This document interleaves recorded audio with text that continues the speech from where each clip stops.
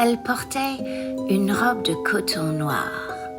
Son beau visage doux et patient avait l'expression détachée d'un savant. Depuis plus de 20 ans, j'étais reporter professionnel et j'étais pourtant intimidée par cette femme. Je lui posais ma question fétiche. Si vous pouviez, dans le monde entier, désigner une chose dont vous avez envie, quel choix feriez-vous? Je choisirais du radium. J'ai besoin de cet élément pour poursuivre mes recherches. Et je ne peux pas m'en acheter. Le radium est trop cher. Trop cher? Comprenez bien, Miss Melonnet, que le radium provient de minerais d'uranium et s'y trouve en quantité infiniment petite. Ces minerais, ou ces roches, si vous préférez, il faut aller les chercher en Afrique, en Tchécoslovaquie ou chez vous, en Amérique. Pour recueillir quelques décigrammes de radium, il faut plusieurs tonnes de minerais. Et puis, il faut l'acheminer vers des usines spécialisées. Et là commence le travail de concentration et de purification chimique. Ce qui nécessite des ouvriers, des ingénieurs, des équipements, de la matière première, des quantités d'eau et d'acide pour dissoudre et extraire l'élément. Voilà ce qui est long, pénible et coûteux. Pourquoi n'avez-vous jamais déposé de brevet pour votre découverte? Vous auriez pu en tirer des bénéfices. Avec mon mari, nous avons toujours été opposés à tirer profit de notre découverte. Depuis sa mort, j'ai toujours respecté notre conviction profonde. Le radium ne doit enrichir personne. C'est un élément. Il appartient à tout le monde. L'humanité a certes besoin d'hommes pratiques qui tirent le maximum de leur travail et sauvegardent leurs propres intérêts. Mais elle a aussi besoin de rêveurs, désintéressés, captivés par leur recherche, sans souci du bénéfice matériel. Face au souhait de cette femme honnête et déterminée, je décidai de tout faire pour lui offrir ce gramme de radium.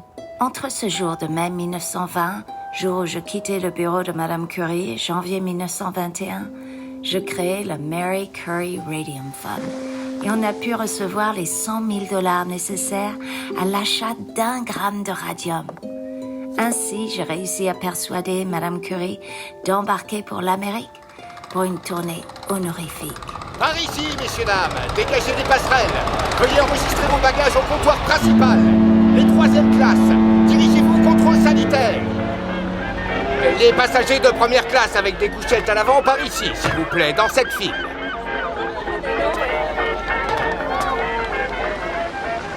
Mon amie américaine, Miss Melonnet, m'a demandé de raconter l'histoire de ma vie et de la faire publier.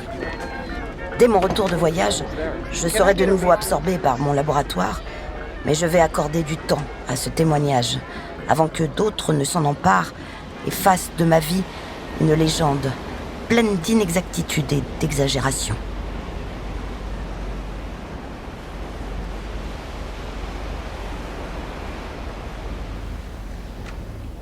La clé.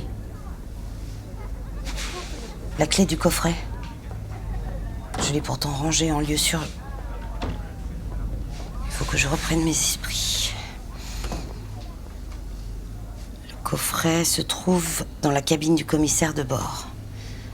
Le gramme de radium est réparti dans 10 petits tubes en verre, de minuscules éprouvettes dont le contenu a la taille d'une allumette. Et ces 10 petits tubes en verre sont dans la mallette, scellés par un couvercle de plomb. Mais la clé du coffret.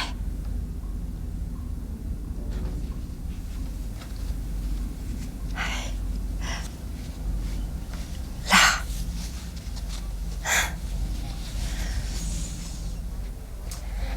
Contre mon cœur qui bat.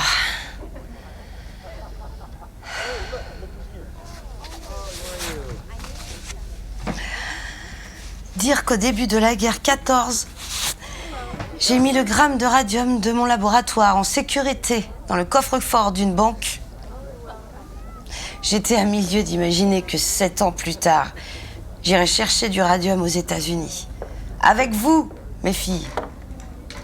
Et que le président en personne me le remettrait.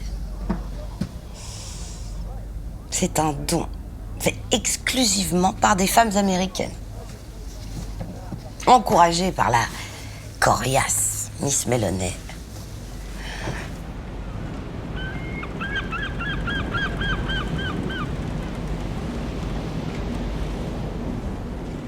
Notre cabine est somptueuse. Le président de la White Star Line a mis à notre disposition une suite de luxe. Cette cabine a plus d'apparat que mon appartement parisien. Irène et Ève sont éblouies par tout ce confort. Sofa, table basse, méridienne, tapis moelleux. La coquetterie ne fait pas partie de mon quotidien. Avec Pierre, dans notre salon, on avait une table et 2 chaises. Ce qui nous évitait certaines visites prolongées et trop bavardes.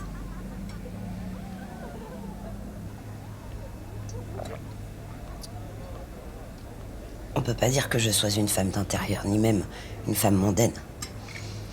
Nous déclinions les grandes soirées du tout Paris, préférant rester confinés avec nos proches. Le théâtre de l'œuvre nous attirait parce qu'il programmait des auteurs d'avant-garde comme Ibsen ou Strindberg.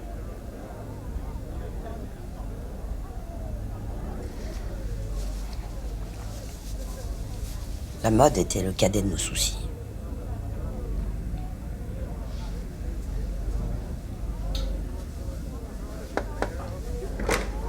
Madame Curie, me permettez-vous d'embarquer vos filles pour une visite guidée de notre paquebot extraordinaire? Je vous en prie, Andrew. Le Olympique fond les vagues, entraîné par ses 3 hélices latérales et son hélice centrale à la vitesse moyenne de 21 nœuds. C'est un paquebot gigantesque. On peut même dire que c'est le plus gros paquebot du monde, par le tonnage et par la longueur. 269 mètres de long et 29 mètres de large, avec ses 10 ponts, dont 2 ponts promenades, ses 3000 passagers à son bord et ses 860 membres d'équipage dont je fais partie, le Olympique est conçu pour traverser l'Atlantique en proposant à ses passagers un luxe inégalé. Irène et Ève sont aux anges. Elles jouent les exploratrices, escortées par Andrew, notre adorable steward, au costume blanc impeccable. L'excellence à l'américaine. Il dispose d'une vaste salle de manger, de 2 somptueux escaliers, d'un fumoir de style géorgien, d'un café-véranda agrémenté de palmiers, d'une piscine, de bains turcs, d'un gymnase et de plusieurs autres lieux de repas et de distraction, sans oublier sa salle de bal rutilante. Il représente la quintessence de l'art de vivre sur l'océan, un véritable palace flottant, conçu comme un théâtre. Un véritable musée flottant. Titanesque. Titanesque. C'est le cas de le dire. Je ne pouvais pas m'empêcher de penser que l'Olympique est le frère jumeau du Titanic. Et de repenser à son épouvantable naufrage il y a 9 ans déjà. Même compagnie, même itinéraire. À quoi peut-on penser quand on se voit sombrer?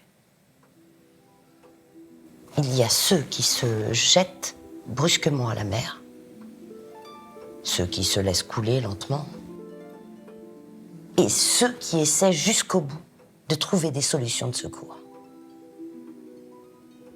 Mais d'où vient, chez certains d'entre nous, cette force vitale, cet espoir puissant, cette détermination?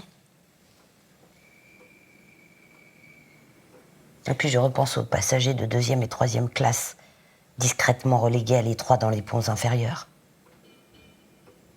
Ces milliers d'émigrants, venus d'Italie ou d'Irlande, fuyant la famine, le chômage ou la guerre. Les motivations de quitter son pays ne sont pas les mêmes pour tout le monde. Pour ma sœur et pour moi, on venait trouver en France la liberté de pouvoir étudier. Pour des petites Polonaises comme nous, c'était une merveilleuse impression de délivrance.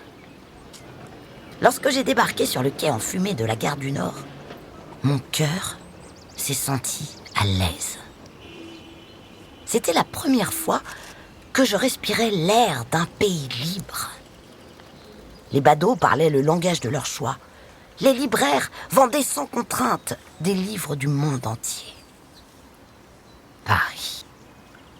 Paris et ses larges avenues qui me conduisaient droit vers les portes d'une université, la Sorbonne. Ou bien plus tard, je devins la première femme professeure. C'est grâce à toi, mon Pierre, au miracle de notre rencontre et à nos atomes crochus.